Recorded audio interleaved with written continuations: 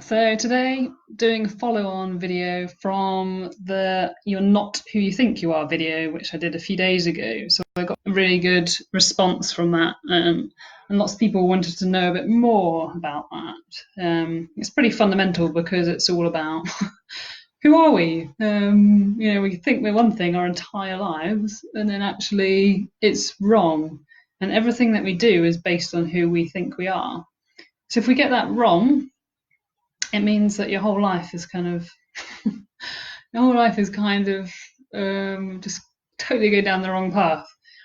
So that video, just for a recap, or if you missed it, was basically saying we have all these ideas about who we think we are. So, for example, it could be I'm a funny person, I'm a sporty person, I have a big family, and I have this lovely home, and this is who I am. So it's all these things make up me.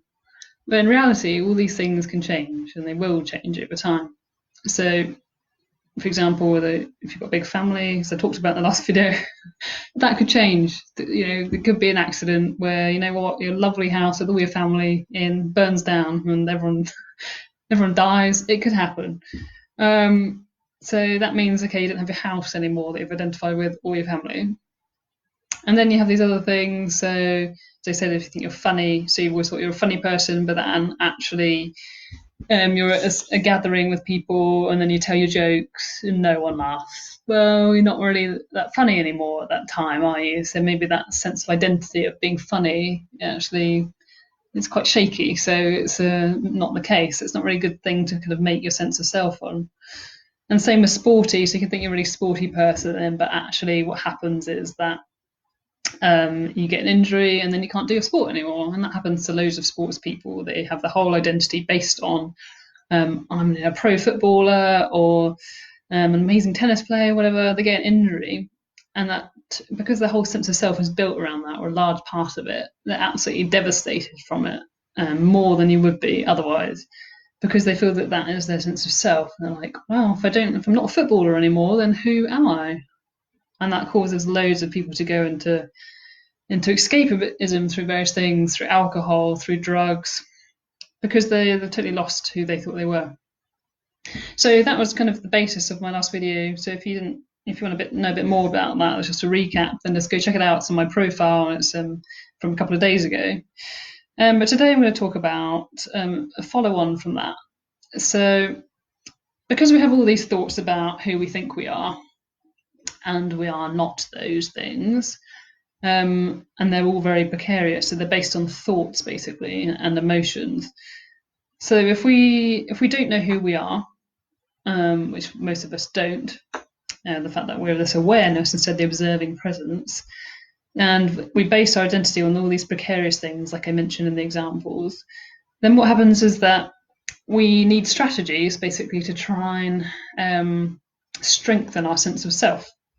So there's loads of these things, and all of us, unless we've awakened, or which is basically realizing you're not your thoughts. So the vast majority of people will realize this within themselves and notice these things that they do, and that I used to do, and probably do still a bit now, but much less than what I used to do. So, for example, the first one is wanting and the need for more. So you might find this in yourself. Are you always looking for something else, like something more? You don't feel complete. So you're looking for more experiences, or more money, or more success, or more friends, or maybe more people to sleep with, or maybe to be better at this and better at that. Whatever it is, are you looking for something more all the time? That's not to say you can't achieve things and have goals, but the difference is that you can say, I'm not myself yet, so I must do more, more, more, more. And then the other is, I feel complete, fulfilled, but I'd still, it'd be nice to achieve these goals. If that happens, that's great. If it doesn't happen, that's okay too, and that's the difference. So most of us are, before this, we've awoken, always looking for more and never satisfied with what we have. And this can be, for example, food as well. So the obesity is absolutely huge now in the Western world, and all over the world, actually. And yes, it's partly due to people eating crap food, so processed rubbish, binging on like unhealthy foods, not eating any fruit or veg, which is obviously what we should be eating. If you look at our ancestors and look at chimpanzees and our closest relatives there, like what is the body designed to do? It's mostly fruit and veg. But anyway, people don't do that. That's another whole topic. And they eat rubbish, so that's partly why people are fat, obese.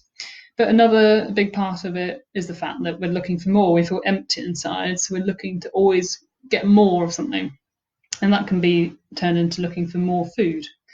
So that's also why eating disorders are so prevalent now. You don't find this in animals, for example.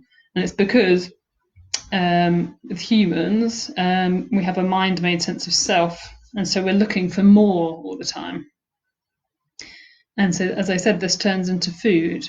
And because you believe that you always need more of something, and that turns into food, you end up eating more food. And then bulimia is where actually you're sick and then still eat more because you're trying to fill this void of like not knowing who you are. And that can be turned in, as I said, for food, but it can be lots of other things like alcohol or more stuff. Like I did a post yesterday, it was yesterday about buying more things to try and fill the sense of self that's lacking. So basically, that's the first strategy that we use, needing more. So you might recognize this in yourself. The second one is complaining and resentment. So you might find that actually we spend a hell of a lot of time complaining as humans. If you watch a dog in the park, it is happy. It's jumping around. It's full of joy. And so are most other animals, unless they be constrained in some way by humans. But then if you look at the average human, I wouldn't say they're full of joy. I'd say they're far more complaining about something, feeling resentful about this or that. And this is all about strengthening this full sense of self again that I mentioned. So, for example, complaining. Say you're in a restaurant and then the waiter serves you your soup, but it's cold. There's two ways to deal with that situation. Well, three. One, you can just eat it. Two, you can say, oh, the soup's cold. Would you mind just replacing it with a hot one, please? That's number two. The third one is, how dare you serve me cold soup? That one is not just trying to get a change, which is the second one I said, would you mind getting me another one? It's actually putting you're saying that the person is, what's the word? The person is attacking your sense of, like you, basically. So you're making them wrong and saying, you done this to me. And that is basically an ego strategy to try and strengthen your sense of self. Again, because we don't know who we are, so we're trying to big it up. So you might find yourself doing that. And it can be something really small. When I started my journey a few years ago, it can be something really simple, like dropping something on the ground and then moaning a bit in your head about it. So you're like, ugh. Even just that noise is like, oh, that's so annoying, or whatever it is. If you drop something. And does that help the situation at all? No, it doesn't mean that you haven't dropped it. But what it does mean is that you're complaining about something. And the only reason that we do that, well, it's passed down from our families and stuff. That's why we learn it. But the main thing is that we're strengthening this full sense of self again. There's no other reason to do it. Why would we complain about something that's already happened and that we can't change? So the key to kind of this awareness is actually realizing the futility of doing that, of dropping something and moaning about it. Or even if someone cuts you up in traffic, and then you can like shout and swear or do whatever people do, but that isn't solving anything, and all it does is actually strengthen this full sense of self again. So you might notice this within yourself. And the resentment is basically another way of trying to strengthen your sense of self. So you hold resentments about things, people. So that's kind of the emotional aspect of it, of saying, oh, this was, I feel resentful to this person, they've wronged me. And again, it's trying to build up this full sense of self. So that's number two, complaining, resentment. Number three is reactivity. So this is what most of us do all of the time, is if someone says something to you, we'll react. So if someone says something like, for example, you're driving, someone shouts to you, you're an idiot or you're a crap driver, then we might respond by just shouting something back to them. And again, we're trying to protect this full sense of self. But I invite you to maybe try just not reacting like that and just actually ignoring it and just see what happens. You might feel a bit uneasy to start with, but then afterwards you'll notice that actually you feel you feel like a sense of peace come over you. And that basically is the feeling of like knowing, of being connected with your true self. So it's kind of just hard to explain. You've got to really try these things, and that's why I always advocate trying all of these things. And like the whole point is not me believing what I say, but actually applying it to your own life and saying, right, do I do this? Do I react a lot to what people do? And why am I reacting? Does it make me feel good to react? No, it doesn't. It's quite stressful in the body. So just try something else. And then grievances. So we can hold grievances with people for years. So you could have had a dispute with someone when you were much younger, and then you hold that for the whole of your life. And why are you doing that? Is it making the situation better? Is it making you feel good? No. It's holding on to something which makes your sense of self. So your sense of self will be like, oh, I'm Steph and I've got this grievance with this person. It's all unconscious, but this is what's happening, is you've got a grievance, and that forms part of your sense of self, which is quite mad, really. Quite insane. But that's what the ego does, this full sense of self. And the last one I want to share with you today is trying to be right all the time and making others wrong. So we probably know lots of people like this, and you're potentially one of them. Always having to be right in a situation, even though it doesn't mean anything. So you might find yourself arguing with a partner or friend or family member about something. And then if you actually just think, right, what are we arguing about here? It's probably something so tiny and insignificant. You just think, why are we arguing? And the reason is, again, to try and build up your sense of self of being right. If you're right, then you're bigger. So then you've got more of a sense of identity. And you make others wrong, and therefore, again, you're right. So they're wrong. So therefore, you feel bigger in yourself. And there's a saying about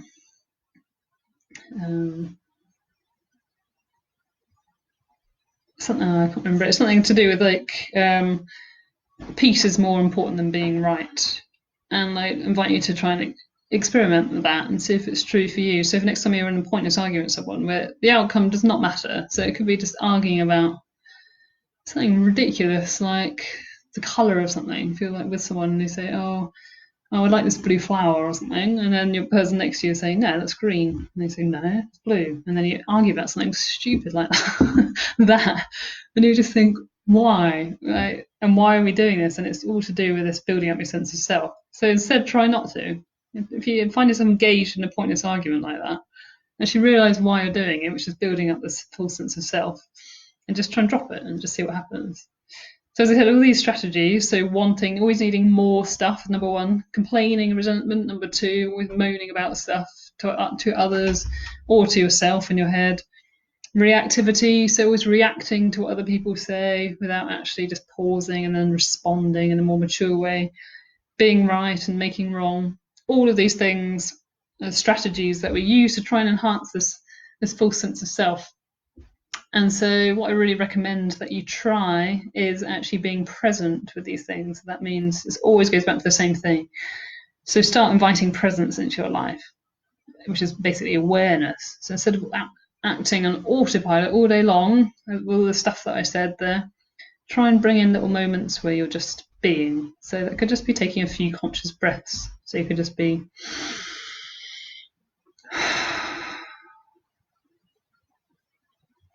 do that 3 times, and you'll automatically feel more calm. It's because you're out of your thinking mind. And also the breathing deeply feels good.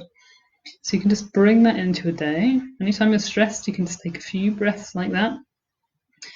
And start doing other activities. So as I mentioned about the toothbrushing example, or washing hands, whatever you're doing, just try and focus on the sense perceptions of that. So washing your hands, you feel the turn of the tap, put your hands under. If it's warm, you can feel the warmth.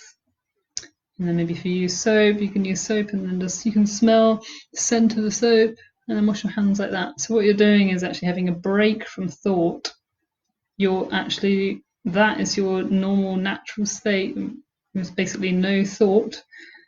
And you can have breaks like that throughout the day, and then gradually that gets longer and longer, and you realise actually this thinking mind that I thought I was is not the same. And the more you do that, the less you'll be doing these strategies and stuff that I talked about, because you'll know your sense of self. And it all comes down to this: you know who you are, which is this awareness, this strength, this awareness that sees everything, the thoughts, and you live from this place, and it will just change everything for you. And you won't be doing these things anymore. You feel content, you feel peaceful, you feel calm, you feel like you can deal with anything external that happens because you're always the awareness that sees everything. You're not the reactive entity that has built itself up on something that isn't real. So hopefully that makes sense to you guys. It went on a bit longer than I planned, but yeah, let me know your thoughts. Be good to get discussion going, or private message me for more information. And I hope it helps. Try and become aware of what you're doing. Awareness. Try and notice what is going on here and step out of your thoughts, as they said. Okay, have a lovely day. All right, talk to you guys soon.